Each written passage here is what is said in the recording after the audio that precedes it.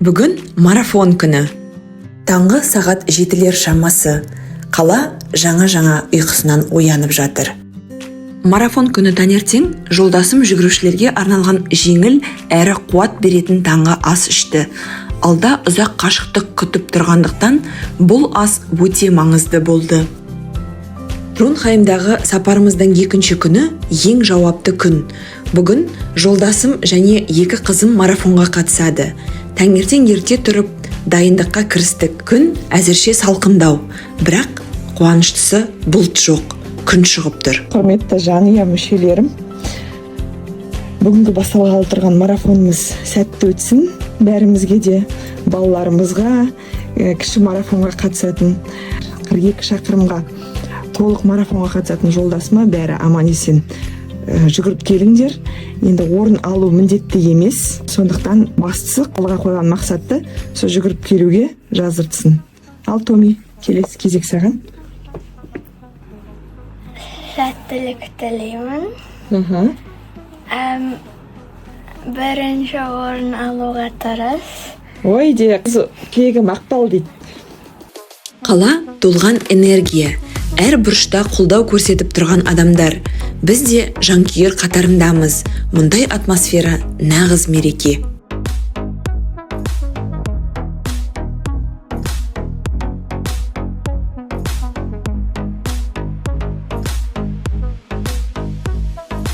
Тронхайм марафонында біз не көрмедік десеңізші. Кейбір қатысушылар кәдімгі спорт киімінде жүгірсе, енді бірі нағыз шоу жасады. Біреу басына алып балықтың бейнесін киіп алса, екіншісі толықтай сары балапан костюмінде. Қарап тұрып, еріксіз жымиып кетесің. Өйткені бұл кәдімгі марафон ғана емес, көңіл мен креативтің жарысы сияқты. Осы сары балапан костюмін дәл осы жүгіруші 4 сағат бойына киіп жүгірді. Ойыңызға не келді? Пікіріңізді жаза кетіңіз. Кеше айтқанымдай, барлығы спорттық киім, мынау сіңілімнің Қазақстаннан алып келген спорт костюмі де, аяғыма аяқ киім ұтып кетіп, осы аяқ киіммен енді жүгірем. Бәрібір қатыспаймын ғой, мен тек қолдаушы ретінде қастарында жүгіріп жүремін ғой, сондықтан маған жарайды деп. Міне біздер жақындап келе жатырмыз балалар марафонына. Осы жерден жүгіреді балалар.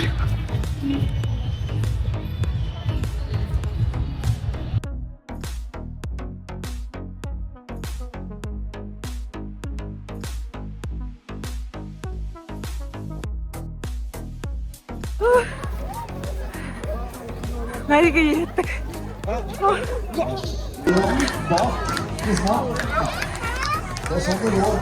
Қандай медальдар кигізеді. Менің қызарым қайда кетті.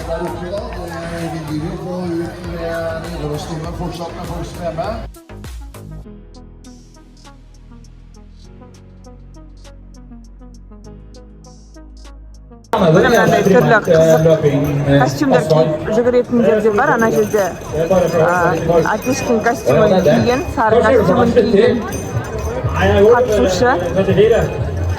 34, ja. Ja, det er bra. Ja, det er jo det.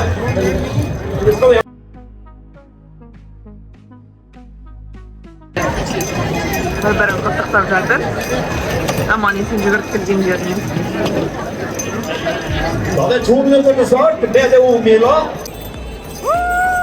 Fossli maskin og transport, syklar nummer 1, klokka på 1. Жолдасым 42 шақырымды 4 сағат 50 минутта жүгіріп келді. Ол жоспарлағанындай 4,5 сағатқа шықпады. Өйткені жолда 38 шақырымында аяғы құрысып, судан кішкене кідіріп қалған.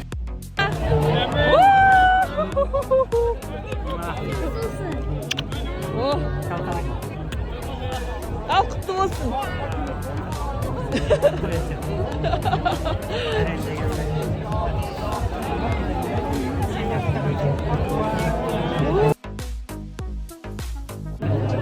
Бір-біріне медальдарын көрсетіп жатыр. Ол тастап кетті үйге.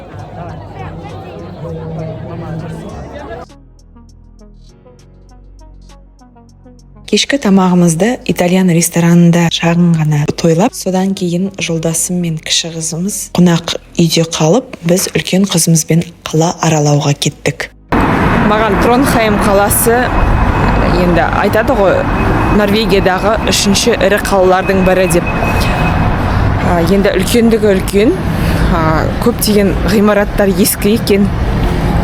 Және мына жол бойы тұрған ғимараттарға бірінші қабаттарында көбіне дүкендер, тамақ ішетін кафелер, ресторандар сондайлар жасап қойған екен. Сосын тағы несімен маған ерекше болып көрінді.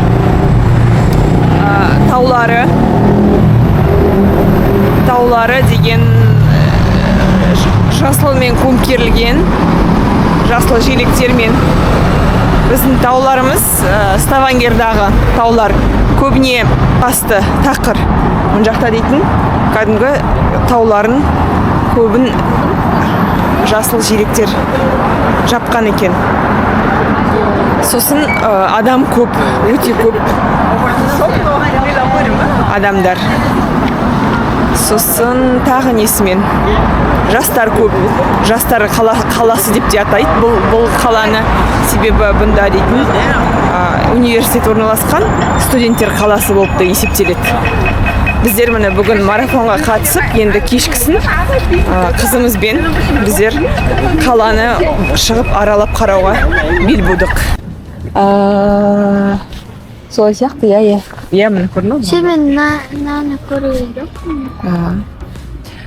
Мынау енді біздер тұрған жер Тронхайм қаласындағы атақты Нидорос соборы екен. Орта ғасырларда осы Тронхайм қаласы діни жағымен өте әйгілі болған. Сондықтан бұл собор солтүстік Еуропадағы алғашқы діни собор болып есептелген.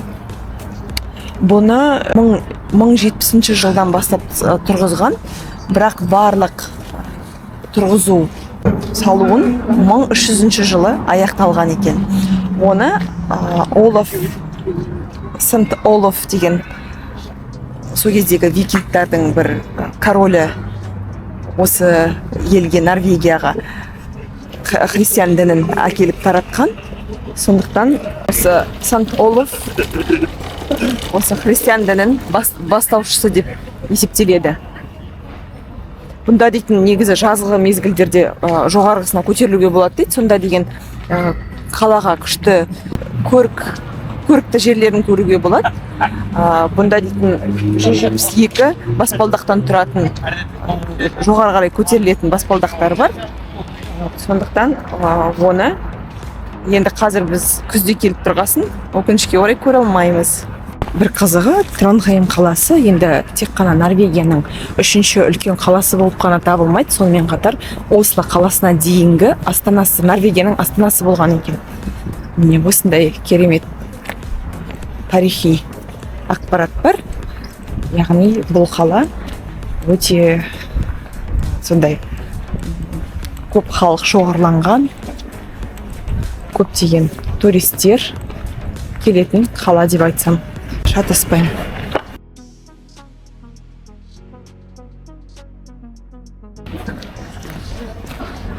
Жаңағы собордың жанынан қарағандағы көрінісі, мына адамдар, бір топ адамдар кіріп жатыр. Бұл бұлардың енді шіркеулері болып табылады ғой. Шіркеу болғасын, андай түрлі оқылатын өздерінің службалары болатын шығар, қызметтері. Соған кіріп жатқан шығар. Мына әйтеуір адам өте көп. Ал біздер қазір осы Тронхайм қаласының тағы да бір көрікті жеріне барамыз. Сондықтан бізбен бірге болыңыздар.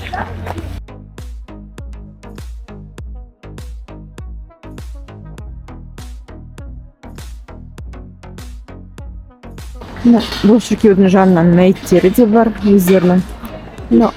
Осы тұрған халықтың барлығы жаңағы шіркеуге кіріп бара жатыр.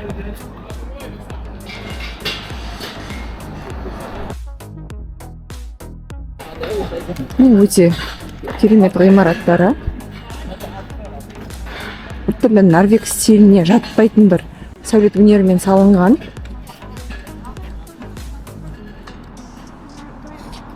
Голландия, Нидерландының сәулет өнері ме, сондай, бірақ бұл Норвегтің сәулет өнерінен, кейінгі сәулет өнерінен өте айырмашылығы бар. Томас Энджелдің үйі деп жазылып тұр. 1770-1903 жылы деп жазылып тұр. Оған енді ішіне кіргізбейтін шығар біздерді. Ауласында фонтан бар, иә жаным?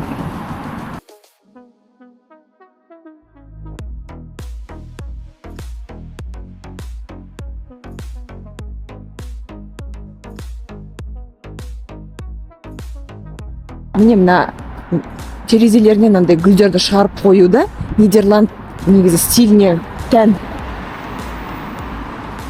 Мұнда мен мысалға бірінші рет осы Тронхейм қаласында көріп тұрмын.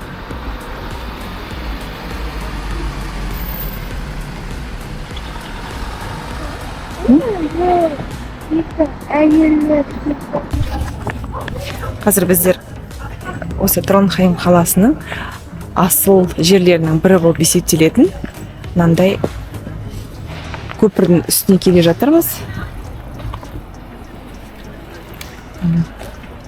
Бұл Нидельва өзені болып есептеледі, осы қаланың ішімен өтеді.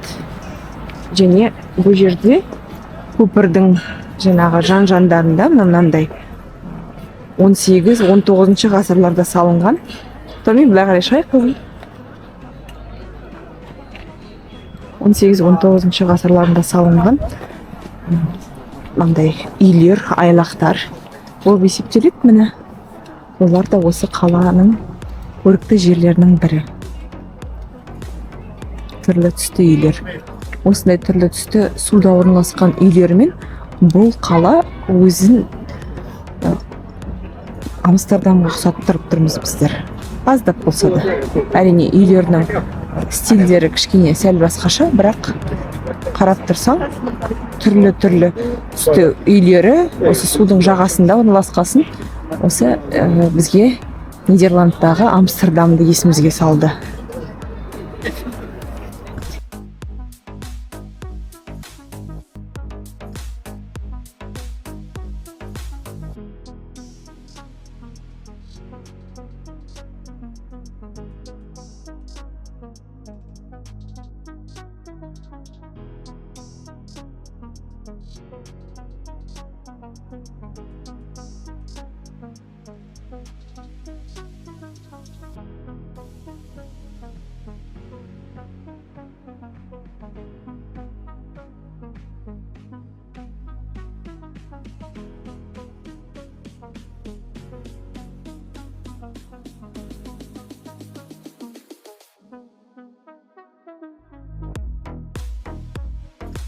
Жаңағы айлақ үйлердің артқы жақтарында көрінісі көше жақтан. Мына сізге су жақтан көрсетсек, қазір енді көше жақтан. Мына жақтан мынандай түрлі сәулет өнерінде салынған ғимараттар бар. Бір-біріне және жалғасып салына берген. Көріп тұрғаныңыздай бұларда да түрлі ресторандар орналасқан.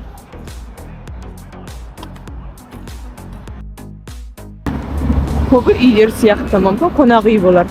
Және тағы бір байқағаным айтпақшы, үлкен қала болғасын бар, әрбір жерде қонақ үй бар екен.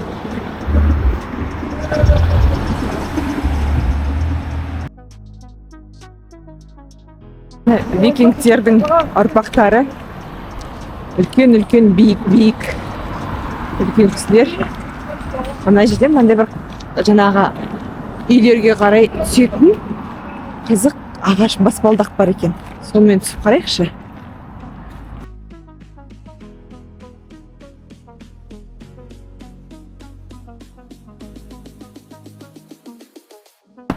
Қыз тоқта қызым, машина.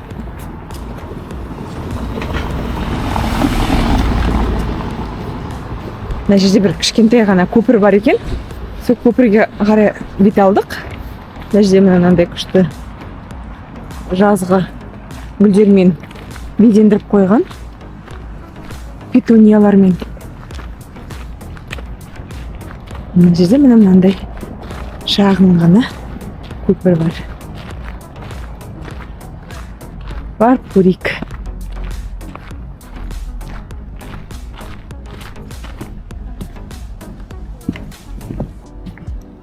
Біздер жаңа ана көпірде болдық.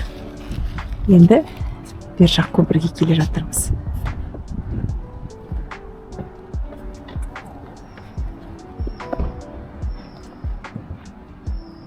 Кел қызым, қарайсың ба мына жерге? Тұра ғой.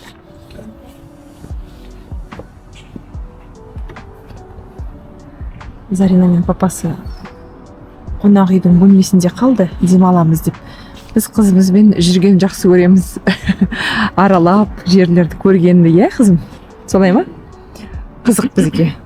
Және қазір дейтін, енді өскелең ұрпақ болғасын, олар мектепте де айтады, қай жерге барғандықтарын, нені көргендіктерін. Міне керемет көріністер. Көздің жауын алатын. Ал мына көпір, бұл да көпір. Мына жаңағы үйлер. Тек көріп тұрсаңыздар, заманауи қылып салынған. Көбі бетонмен, әйнектен салынған. Мысалға мына Radisson Blu қонақ үйі барлығы осы жағажайларда орналасқан. Мына ортасынан көпір өтіп жатыр.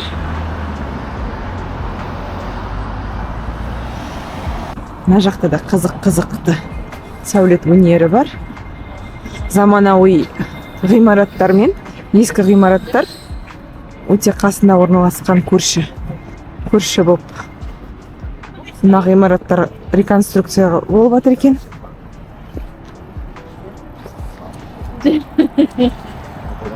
Мына жерде қарап тұрсаңыздар, анау тіпті қай ғасырдағы ғимарат екен, бірақ қасында міне Олафс Холланд деген әйнек ғимарат орналасқан.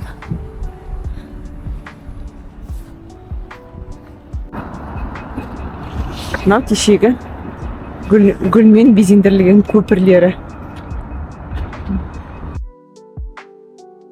Жағада орналасқан үйлер. Мынандай судың деңгейін тексеретін ағаштар сияқты меніңше. Мына көпір маған ұнады, бірақ бір кемшілігі аяқпен жүретін жолаушыларға арналған бір ғана ізі жол, ал екінші жағында велосипедшілерге арналған қарсы бағытта жол жасалған. Мына ғимарат ескі бекеттерге ұқсайды.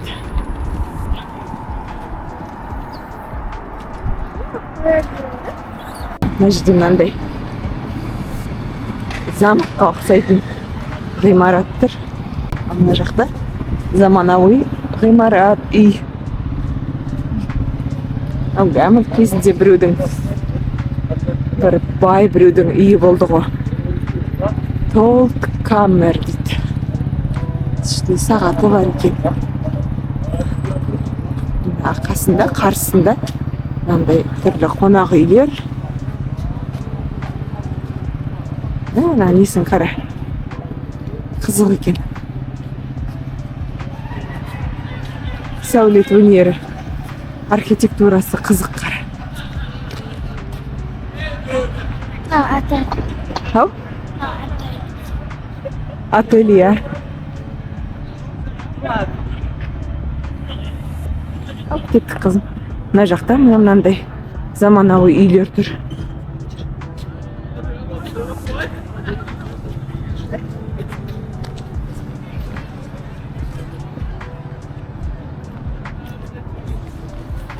Марафонға қатысып жатқандар мекен. Әйтеуір халық көп бұл қалада, байқағанымыз.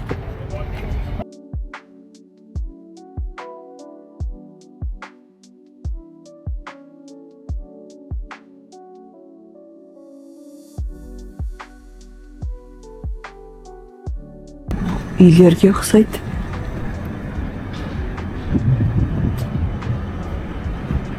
Түрлі компаниялар ма?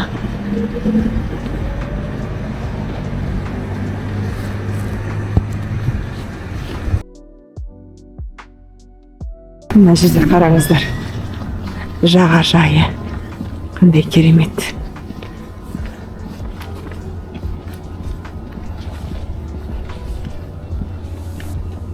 Мына үйлерге қандай күшті көрініс ашылады.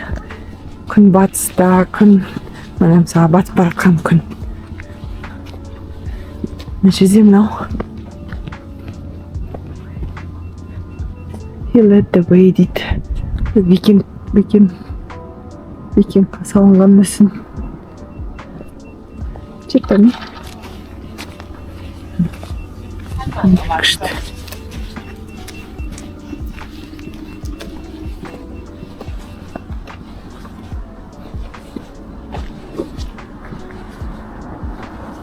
Қандай керемет.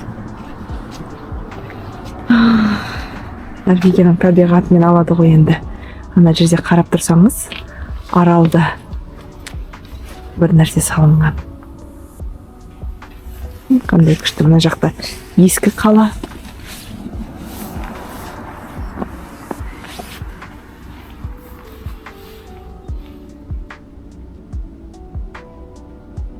Қонақ үй ма, офистер ма, соларға қандай керемет көрініс ашылады десеңізші. Тұман болғанда әрине мына таулар көрінбей қалады. Бірақ қазір ашық болып тұр. Күн жақсы болып және күн. Бұл туралы да Норвегияның ауа райы жайлы да айтпай кетпеске болмайды. Ол да бір бөлек өзі тақырып бола алатын дүние өзі.